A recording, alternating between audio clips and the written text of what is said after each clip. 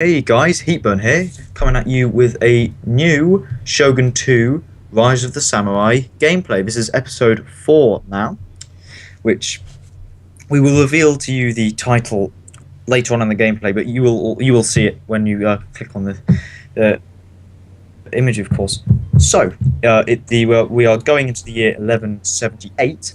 We're going immediately into Salty's turn. He's playing as the Kamakura Minamoto, who historically do become the shogun and set up the Kamakura shogunate. So, Salty, quickly talk us through what is going on. Yeah, basically all I'm doing is saving money so I can upgrade the gold mine. So, a very short turn again. Yes. Although what I may do is I've got the majority of my army in Sugara ready to march onto Totomi. It's Suruga and Yes. Totomi. And yeah, that's basically it. Shall I go into the history part now? Yeah, actually, viewers, very, very quickly before Salty delves in, we have decided to expand on the history minigame that we've been doing because we're kind of excited about it. So, Salty is going to be taking charge of the chronological history of things. So, what's happening, what happens historically in the years which we're playing, whilst I go into more depth on more trivial but still tied to the subject matters. So, Salty, would you like to continue? Yeah, basically for this episode, it's basically going through how the Taira got their power. They did this through the Hogen Rebellion, which happened because one of the emperors died, and this made civil wars and rebellions. The Hogen Rebellion was the first, and it was led by Emperor Go Shirakara. And an interesting fact that because the Hogen Rebellion reduced the power of the Fujiwara clan so much, it made room for the Taira clan to get more power. And another interesting fact is that the samurai didn't control the government until Taira no Kiyomori got the top position in the government. So basically, the samurai in Shogun 2 wouldn't really be there without the Taira clan becoming top dog.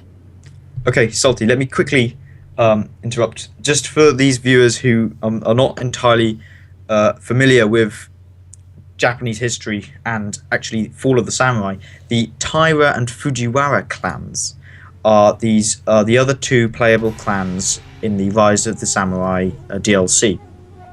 Now it's my turn, so I'm going to have to hurry up now. So basically, there's the Taira. Are you finished, Josh, or do you want to carry on with your history? I'm fine. That was really Okay, brilliant. And also, actually, I will cover more on the Rise of the Samurai, wink, wink, in the next episode in our history. And then the Fujiwara clan are kind of in the north here. More about that later, so more to see. Now it is my turn, so I'm going to quickly deal with my things I need to do. First of all, I'm going to move my Daimyo back to North Shinano, where we are building a stronghold in order to neutralize the threat from the Nitta clan, who are allied with the Amakasu clan, who we are at war with. I am also preparing a strong army, so I am going to actually move these guys into Echigo once more to see if we can take their land. Now as that's done, I'm going to quickly look through yes, that's interesting. Anyway, I'm going to look through my town. So as you can see, the growth and the province wealth are increasing quite a lot. Now, what's very interesting about this is because I've been controlling my tax at minimal level. and trying to increase my trade. So I will go back into diplomacy and see what trades we can do. Now, people are unfriendly with us, which is not great. That's because of different allegiances. Now, a difference which I've actually just noticed with the Fall of the Samurai and the Shogun 2, and actually the Rise of the Samurai campaigns, is if you go onto the city views, then you see influence, which is the 100% Minamoto, which is why when I go into diplomacy, people are unfriendly because they have a different allegiance. Now in Shogun 2, it's to do with religion, so you have Ikko-Ikki, you have Christianity, and you have Shinto Buddhism.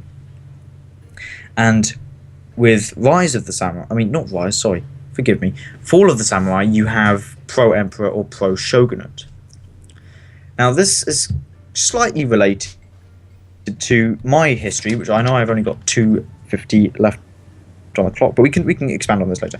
So basically, I'm going to talk about the religion at this period. Now the thing is actually is religion played a very important part in the politics in the Heian period, which was just before the period we're playing, and actually throughout Japan. Now there are two main religions in Japan at the moment, and at this time, and also at present day, and they are Shinto and Buddhism. Now Shinto, which is a belief in the kami spirits, so people who, thunder, sun, and actually also ancestors. So if your family member dies, then they're believed to become an ancestor. Now it's actually debated to whether or not Shinto is a religion, because many people actually just see it as an aspect of Japanese life. It's very, very local. It's not countrywide. People are more focused on their local shrines, which is why you have so many Japanese festivals, and the very, very popular going to the shrine on the New Year in Japan in present day. It's basically a set of practices indigenous to Japan. Now Buddhism is actually very different to Shinto, because Shinto is a very big mainframe and influence to Japanese culture. It was there at the start of Japan and its culture, whilst Buddhism, it was in the form of Mahayana Buddhism, which is a type of Buddhism. I'll let you Wikipedia that. It was introduced from Korea in the 6th century, and this started to play a part on Japanese politics in the Nara period. It was reformed several times, and in 1192 there was the Zen Reformation, which, well, I wouldn't say reformed, but we're going to say that anyway. So there was the Zen, which was popular with the military class because it taught enlightenment with discipline and self-practice, which was very popular. And there was also in 1175, which is when we actually started playing, was the Jodo Shu Reformation, which actually is quite interesting because it was created by a man called, is it Honan? Salty? I don't know. Yes, but but you know the rebellion. Oh yeah. Yeah. No, the rebellion is Hogen. Hogen, thank you. Sorry. Anyway, so there you have the Shinto and Buddhist aspects in Japan. Now, what's very interesting is Buddhism is a Synetic, and I'm going to end my term for you soon, so I'm going to carry on going if you don't mind, Salty. Buddhism is a Synetic religion, so it merges into other ideals, such as Hinduism, Confucianism, and here in Japan, Shintoism. So you suddenly had a increase in buildings. So you had, I'm going to quickly end my term. So you had an increase in buildings of shrines and Buddhist temples in one. And so this fusion would allowed Shinto and Buddhism to coexist, which is where you get the Shinto Buddhism you find in the Shogun 2 campaign. Anyway, so that's it, basically. There you are, religion at the time of the Genpei War. Salty, would you like to quickly describe what you're going to be doing in your next term in the summer of 1178? It's basically exactly the same. I've just used my agent to scout out Totomi. And I'm getting closer and closer to being able to upgrade my gold mines. I really want to do this because of the gold mines would give me plus 1,000 to wealth from mines in this province. So it's pretty good. And that means I will be able to upgrade more things more regularly. So it's helpful in many ways. And all I'm waiting for now is the units, which I've got in Suraga. You know what it is. Yes, Suiga. Yeah. And you're sending them to Totomi, yes? Yeah, but they need to retrain first from their last battle. Brilliant. So that, you mean kind of resupply? Yes. Yes, so Salty's plan is to further go on his power spree and take Totomi, while I am lagging behind with a mere 2 provinces. However, I am going to take Echigo. Yep. Well, that's if you can. Yes, that is to come in the next turn. And also what I'm doing is going through the diplomacy to check who I can get trade agreements with, being as I haven't got barely any trade agreements. Oh, that's not good at all.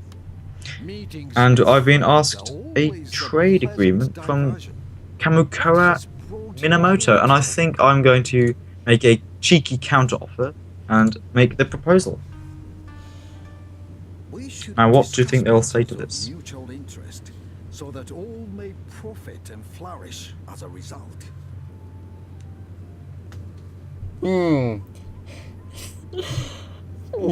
I'm not sure about this, but okay.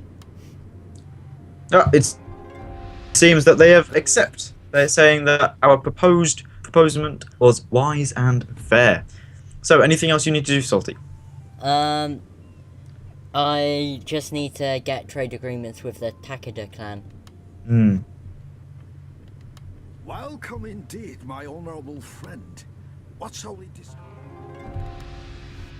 And I may be able to request an alliance with them.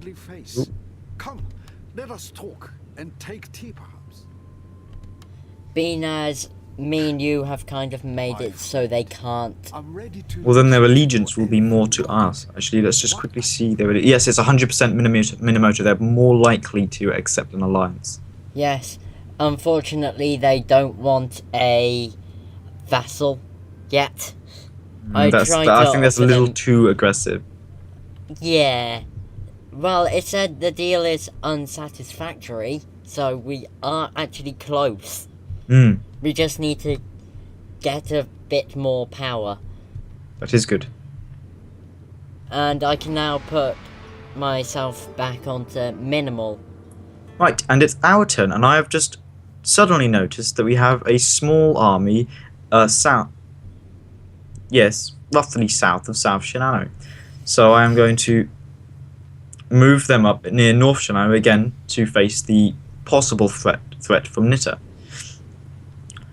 In terms of diplomacy, I am going to look at getting a trade agreement with the Takeda.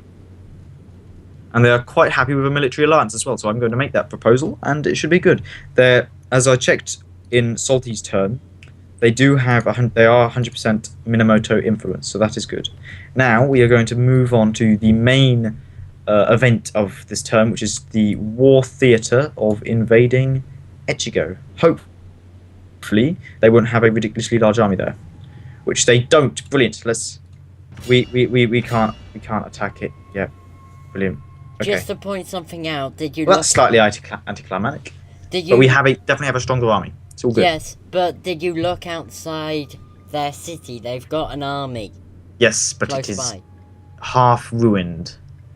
So we shall I would be say able a quarter. to. Whatever. Okay. So,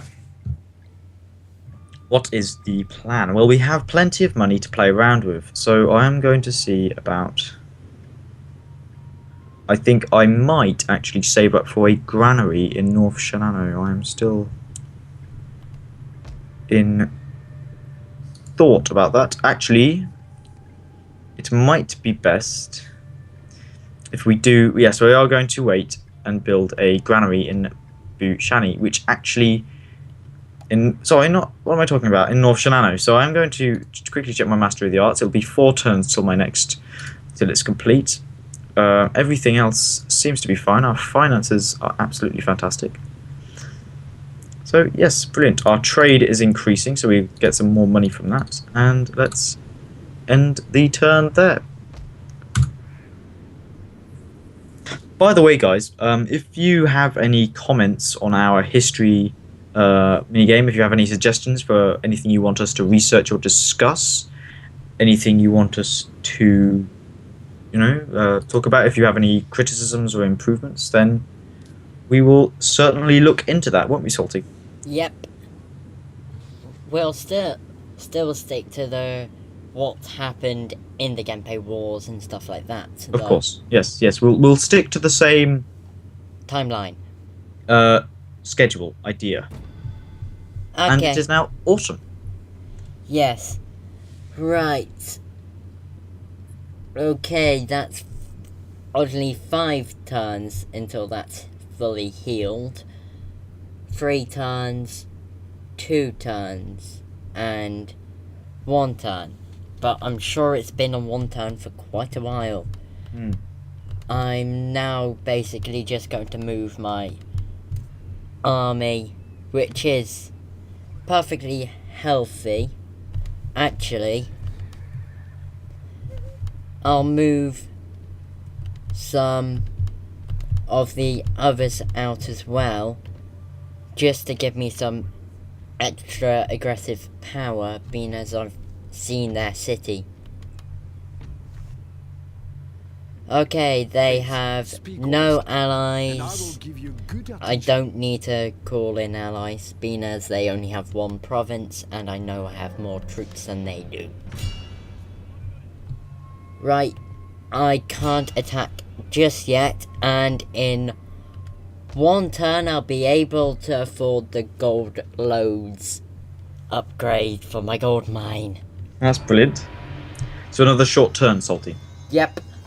Right, now we are back on to my turn, and we suddenly have plenty of money to muck about with. We actually have, and our stronghold's just been complete.